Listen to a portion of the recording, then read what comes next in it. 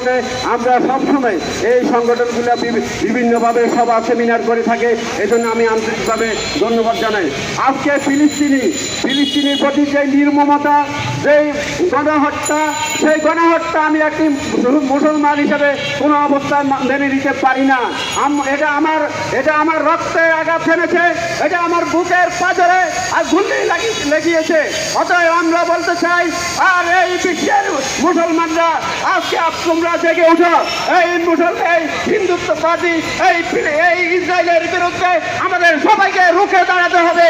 আজকে বাংলাদেশ সহ বিভিন্ন দেশে যখন মানব অধিকার লঙ্ঘিত হচ্ছে, যখন মানুষের অধিকার কেড়ে নিয়েছে, যখন মানুষের বাক স্বাধীনতা হরণ করেছিল, গত কিছুদিন আগে আপনারা দেখেছেন বাংলাদেশের সেই শাসক গোষ্ঠী পালিয়ে গেছে। সেই তারে অনুকূলে আমরা বলতে চাই, এই ইসরায়েলের কর্মকাণ্ডের বিরুদ্ধে আমরা যখন সবাই সোচ্চার হব, যখন প্রতিবাদ গড়ে তুলব, সেই সময় ওই ইসরায়েলি এই বংশোদ্ভূতরা তারা পালিয়ে যাবে।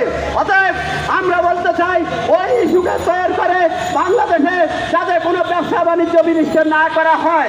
আমরা গতকাল দেখেছি, খুবই দুঃখ লাগে, বাংলাদেশে বাটা ঢুকে যারা যেভাবে ন্যাক্কারজনক ঘটনা ঘটেছে, যারাই হোক এদের বিরুদ্ধে ব্যবস্থা নিতে হবে, তাদেরকে গ্রেফতার করতে হবে।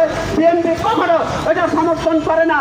বিএনপি সবসময় শান্তিতে বিশ্বাসী বলে আজকে বাংলাদেশের ইতিহাসের সবচেয়ে বিএনপি জনপ্রিয় এবং সর্ববৃহৎ রাজনৈতিক দলে পরিণত হয়েছে। প্রিয় বন্ধুরা আমার, আজকে এই গাজাবাসীর প্রতি আমি সমবেদনা জানাই, নিন্দা জ্ঞাপন করি। আজকে গাজার উপর যে বর্বরচিত হামলা, এই শিশু হত্যা থেকে শুরু করে নারী পুরুষ সবার উপর সেই নির্মমতা বিশ্ববাসীকে আজকে ওইসি সহ বিভিন্ন সংস্থাগুলো তাদেরকে এগিয়ে আসার জন্য আমি উদাত্ত আহ্বান জানাবো। আপনারা কোথায় আপনাদের বিবেক কোথায় লুকিয়ে আছে?